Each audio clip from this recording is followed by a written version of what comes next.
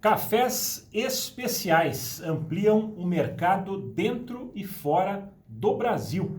Sobre esse assunto, recebemos aqui nos estúdios da Rádio Cidade o Rodrigo Dalprá Mata. Dalprá Mata, ele que é proprietário de uma cafeteria em Jundiaí, especializado em cafés especiais.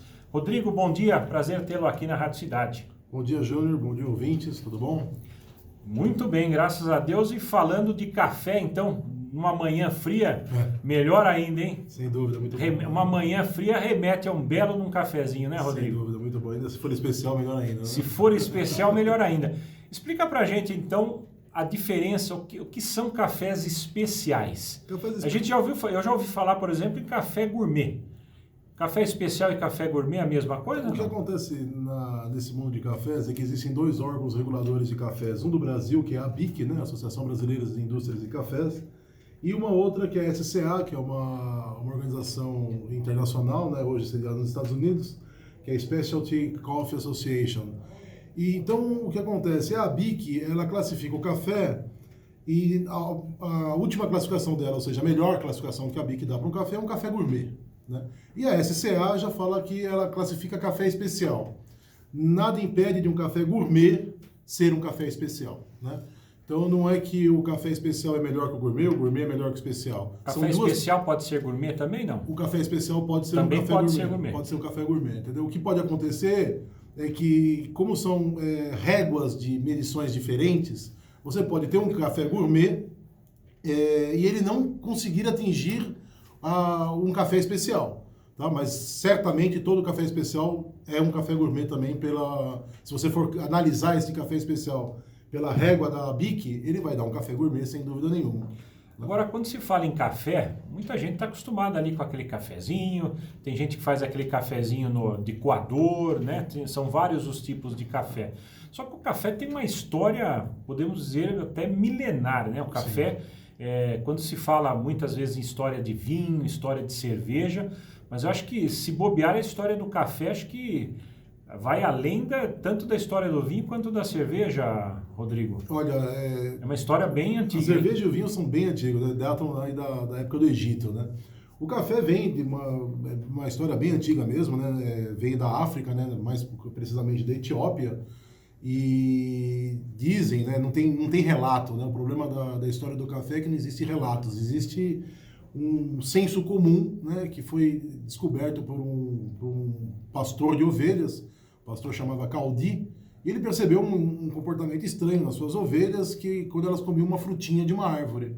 Ele levou esta frutinha para a aldeia, né, falando com os mais velhos, né, os caras que andavam nesta aldeia, e aí eles acharam que aquilo não era uma coisa divina, não era uma coisa de Deus, e resolveram largar a frutinha lá num canto, até pôr fogo, jogar na fogueira. Quando botaram fogo, sentiram aquele aroma vindo da frutinha, e aí tiveram certeza que poderia ser realmente alguma coisa muito ruim, e aí apagaram o fogo, e aí soltou aquele caldo, e aí dizem que essa foi o primeiro café feito na história. Mas não tem relato científico, não existe nada. O café teria surgido na Etiópia. Surgiu na Etiópia. Etiópia. O café é uma planta originariamente africana, né? Desculpa, ele se deu muito bem aqui no Brasil, na América do Sul, né? Na verdade nos trópicos ele se dá muito bem, né? Mas é uma planta originalmente africana. E o café tem tanta história, inclusive tem gente que até lê a borra do café, né? Faz leitura de borra de café. Até isso tem, né? Tem de tudo. Tem de tudo, né?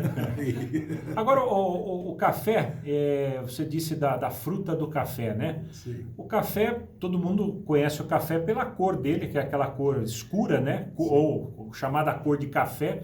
Mas a fruta mesmo do café não é daquela cor, né? Não, a fruta é uma frutinha vermelha, né? Ou amarela, né? E o que acontece é que o café que a gente toma é a semente da fruta, né? A gente praticamente joga toda a fruta fora, né? A polpa, a casca, tudo é desprezado. A gente pega essa semente, seca essa semente, torra esta semente, moe esta semente, aí a gente tem o café. A gente consegue fazer o café que a gente conhece. Se a gente quiser fazer um café em casa, desde a frutinha do café ali, fazer esse café em casa, a gente consegue? A gente teria recursos para fazer esse café em casa? Tem recurso, é um trabalho bem árduo, mas consegue, sem dúvida consegue. Qual seria o processo, rapidamente, Você precisaria, primeiramente, plantar o café, esperar... A plantação do café ela é tranquila, né? Porque é uma plantação rasteira, não é isso? Não, o que acontece com o café? Nós temos duas principais espécies de café, né, hoje cultivadas mundialmente, que é o arábica e o robusta, né? O arábica é uma planta bem complicada, é uma planta que requer aí uma região específica, ele precisa geralmente dar em altitudes elevadas. Ah, né? precisa ter altitudes altitude, elevadas. porque senão não dá uma planta boa, não desenvolve, né? Quais são os principais cafés arábicos hoje no mundo? Hoje, no mundo, acredito eu que seja o catuai vermelho, porque no Brasil o mais plantado é o catuai vermelho, né? E se a gente for pensar que o Brasil hoje ele abastece 70% da produção mundial de café, então a gente pode dizer que o catuai vermelho hoje é a variedade de café arábica que mais a gente tem no mundo, né? E aquele café da Colômbia, que é muito famoso principalmente na região ali da América do Norte, que café é esse? Então, é um café arábica, né? Sem dúvida nenhuma é um café arábica. Agora, a variedade do café é bem complicada, porque a variedade tem centenas de variedades de café, né? Você tem catuai vermelho, catuai amarelo, você tem bourbon vermelho, bourbon amarelo, obatã, mundo novo, ou seja, tem uma centena de variedades de tipo de café. Então, a gente prefere resumir por arábica e o outro que seria o conilon ou o robusta, né? São nomes diferentes para a mesma espécie de planta. E você disse que o Brasil absorve 70% da produção. Ele exporta. Ele é responsável por 70% do consumo não, né? Da exportação mundial de café. O Brasil hoje consome 13% do café mundial, tá? O segundo maior consumidor, os Estados Unidos é o primeiro com 14%. O Brasil, mesmo com a temperatura tropical aqui, sim, né, uma região tropical de temperatura alta, ainda assim consome 13%, é o segundo consumidor maior do mundo. É o segundo maior do mundo, só perde para os Estados Unidos, né? E um detalhe interessante, o café é o segundo líquido mais bebido no mundo, só perde para a água. Depois da água, é o café. Que se bebe mais no mundo é o café. É o café. Agora, tem gente que gosta daquele café mais forte, aquele café mais fraco, sim, café aguado, café adoçado. Essa preferência, isso... Aí que a gente começa a entrar interessante no mundo do café, né? O que o público comum entende como café é o café que a gente consome no mercado, que a gente compra em supermercados, os cafés normais, os cafés que a gente chama de tradicional, né? São cafés basicamente de baixa qualidade, né? E aí existe também uma outra questão. As indústrias de café, eles misturam o café arábica com outra espécie de café, que é o café robusta, né? Geralmente usam cafés de baixa qualidade por uma questão de preço, tá? Não é simplesmente uma questão de preço. Hoje você compra um quilo de um café de mercado por R$8, R$7, enquanto que 250 gramas de um café especial custa R$20, R$25, R$30, depende do café. Então, por preço, os caras têm que ter algumas saídas, né?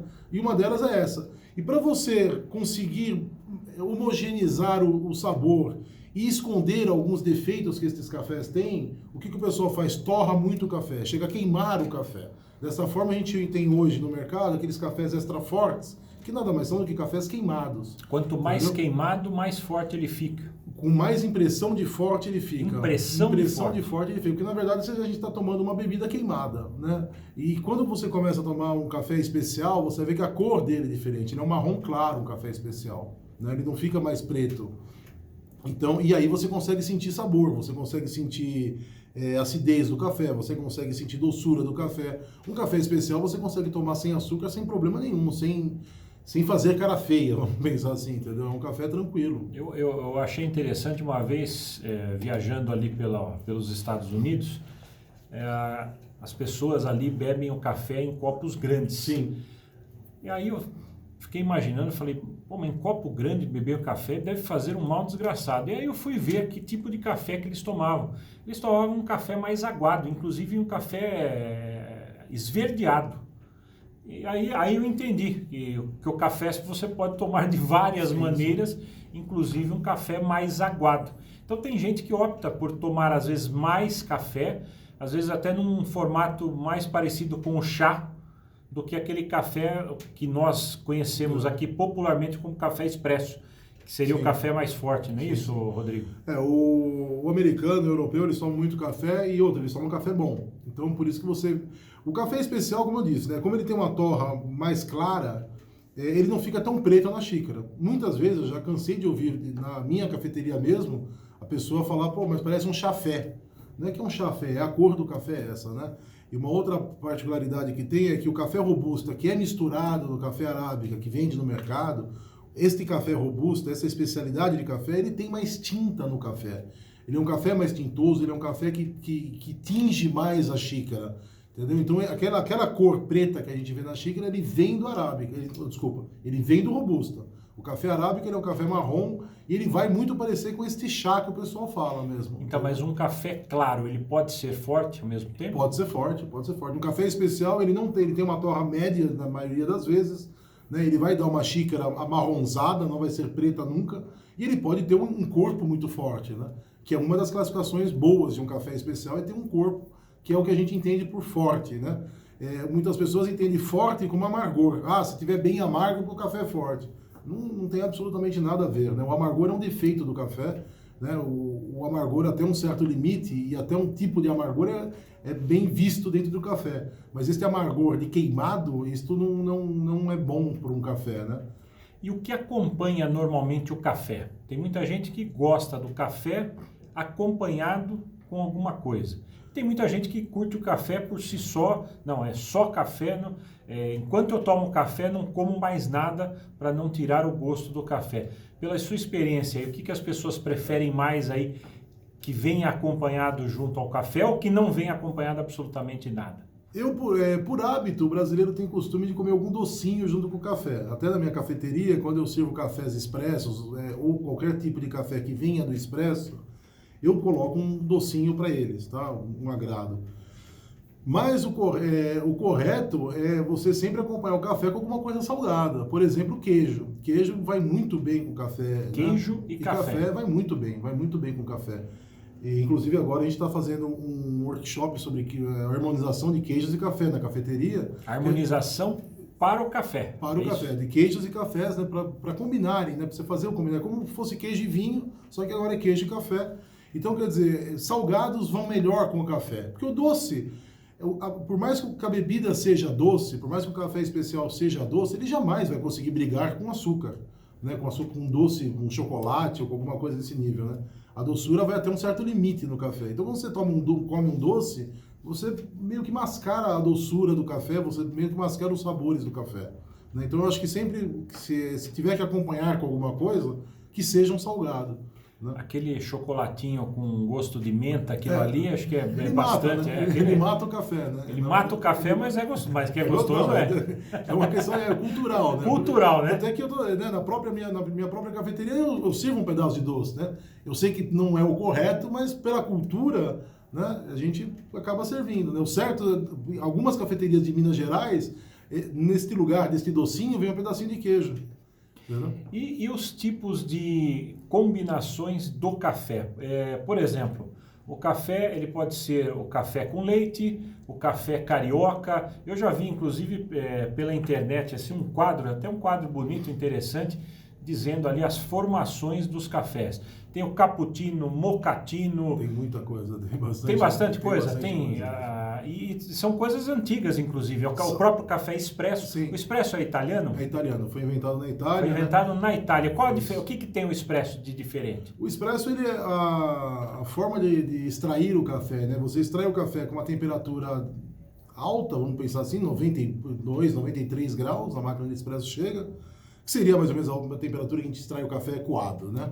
Mas a pressão do expresso é que impõe aí essa característica do expresso, esse café encorpado que a gente consegue tirar do expresso, né? Ele praticamente tira algumas substâncias do café que nenhum outro método tiraria. Por causa que você tem pressão e temperatura, você consegue arrancar moléculas do café que outra extração não conseguiria. Aquela espuminha do café que a gente vê no expresso é feita de substâncias não solúveis. Por isso que ele não mistura com a água, né? Você precisa pegar a colher e realmente querer mexer. Fica separado ali separa mesmo, né? porque não é solúvel, né? Então, qualquer outra extração, você não conseguiria ter aquela espuminha, só efetivamente no expresso. Tem gente que faz até desenho no café. Eu já vi gente desenhando na espuma do café, ali no creme do café. Como é que chama isso daí? Latte art. Latte art. Isso, porque o latte, né, é um café com leite. Café com leite. Ou café latte, né? Café latte seria o café com leite. Seria o café com leite, exatamente. É um café com leite, né? Eu já vi muito essa terminologia, café latte. Café latte seria o café com leite. Seria o café com leite. Que é muito popular também no Brasil. Sim. Pingado. Seria o famoso pingado. Famoso pingado. Só que o pingado, normalmente, ele é servido naquele copo americano. Senão, não é o pingado. Sem dúvida. E o pingado também tem uma coisa, né?